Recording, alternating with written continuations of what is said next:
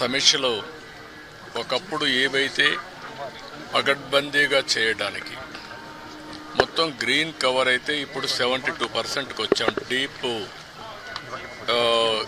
ఏదైతే ఫారెస్ట్ ఉందో దీన్ని 72%కి వచ్చాం. దాన్ని 90% తీసిపోయే అవకాశం ఉంది. బయోడైవర్సిటీ కూడా ఫోకస్ చేయమన్నాను. అదే సమయంలో ఇక్కడ వాటర్ కన్జర్వేషన్ కూడా లాజికల్గా తీసుకుపోవాల్సిన అవసరం ఉంది. ఒకప్పుడు మెడిసినల్ ప్లాంట్స్ కూడా తీసుకొచ్చి పెట్టాం.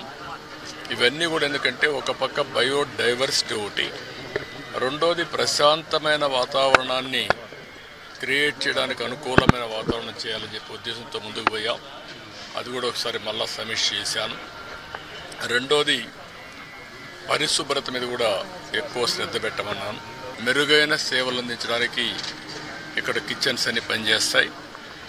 అదే సమయంలో ఎక్కడ కూడా నాణ్యతలో ఎక్కడ రాజీ పడం, ఎక్కడైతే ముడి సరుకులు కావాల్సినటువంటి మనం ప్రొక్యూర్మెంట్ నుంచి అన్ని జాగ్రత్తలు తీసుకుంటున్నాం. ల్యాబొరేటరీస్ అన్నీ పెడతాం. ఆ ల్యాబొరేటరీస్లో అన్నీ టెస్ట్ అవుతాయి, అన్నీ రికార్డ్ చేసుకుంటారు. అదే సమయంలో ఇక్కడ ప్రాసెస్ కూడా one of the best recipe. Venkateswara Swamy దగ్గరుండే లడ్డు ప్రపంచంలో ఎక్కడ కూడా ఎవరు కూడా రిప్లికేట్ చేయలేకపోయారు, తయారు చేయలేకపోయారు. దానికంటూ ఒక పేటెంట్ కూడా ఉంది. చాలామంది ప్రయత్నం చేసి కూడా ఫెయిల్ అయ్యారు. అలాంటి పవిత్రమైన లడ్డుని కానీ, ఇక్కడుండే జిలేబీ కానీ, ఇక్కడుండే మైసూర్ పాక్ కానీ దేనికి దానికి ఒక ప్రత్యేకత ఉంది. వడకు కూడా ఒక ప్రత్యేకత ఉంది. అలాంటి మళ్ళీ ఇవన్నీ కూడా టోటల్గా ప్రక్షాళన చేసి రాబోయే రోజుల్లో ఫీడ్బ్యాక్ కూడా తీసుకుంటాం. ఈరోజు మీరు చూస్తే పరిశుభ్రత మీద కూడా ఎక్కువ శ్రద్ధ పెట్టమన్నాను. ఎక్కడెక్కడి నుంచో భక్తులు వస్తారు.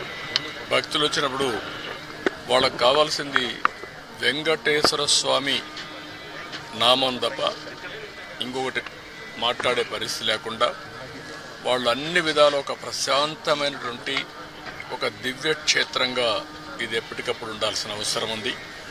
సజెషన్స్ ఇచ్చాం. అదే మరి ఇక్కడ ఫుడ్ కూడా ఏదో ఫ్యాన్సీ ఫుడ్లే కాకుండా ఇక్కడుండే భక్తుల మనోభావాలకు అనుకూలంగా, ఇక్కడ మన సాంప్రదాయాలకు అనుకూలంగా ఉంటే చాలా బాగుంటుంది. అలాంటివి కూడా చేయమని చెప్పి ఆదేశాలు ఇచ్చాను. అదే మరి ఎండ్ టు ఎండ్ ఇవన్నీ కూడా ఒపీనియన్ కూడా తీసుకోవడం, భక్తుల మనోభావాల్ని గౌరవించడానికి ఏమేం చేయాలనో అవన్నీ చేస్తాం. ఇప్పుడు సేవకులు కొంతమంది ఉన్నారు, శ్రీవారి సేవకులు. వాళ్ళు కూడా ఎప్పుడో నేను ప్రవేశపెట్టాను. వాళ్ళు ఒక 15 లక్షల మంది అయ్యారు.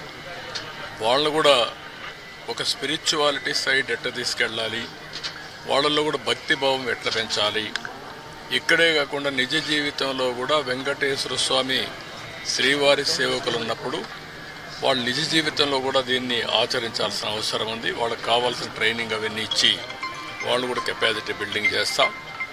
అదే మరి ఎక్కడికక్కడ సమాచారాన్ని కూడా తీసుకొని ఒక విధంగా చెప్పాలంటే మళ్ళీ వెంకటేశ్వర స్వామికి పూర్వ వైభవం వచ్చే విధంగా, అదే కాకుండా ఎప్పటికీ ఇది ఒక దివ్య క్షేత్రంగా, పవిత్రమైన క్షేత్రంగా తయారు చేయడానికి ఏమేం చేయాలో అన్ని చర్యలు తీసుకోమని చెప్పి మేనేజ్మెంట్కి గవర్నమెంట్ తరఫున కూడా ఆదేశాలు ఇచ్చాం. అవన్నీ చేసేదానికి శ్రీకారం చుట్టారు. భక్తిభావంతో వాళ్లకు ఎక్కడికక్కడ మేనేజ్ చేయాలి, భక్తిభావం ఉండాలి. వాళ్ళల్లో కూడా బాధ్యత మనం గురి చేసే పరిస్థితి రావాలి. అందుకని అవన్నీ చాలా డైరెక్షన్స్ ఇచ్చాం. మీరే చూస్తున్నారు. ఇక్కడ పరిశుభ్రతలో మార్పు వచ్చింది, ఆలోచన విధానంలో మార్పు వచ్చింది, ప్రసాదాల్లో మార్పు వచ్చింది, మేనేజ్మెంట్లో మార్పు వచ్చింది. భక్తులు కూడా హర్షాన్ని వ్యక్తం చేస్తున్నారు.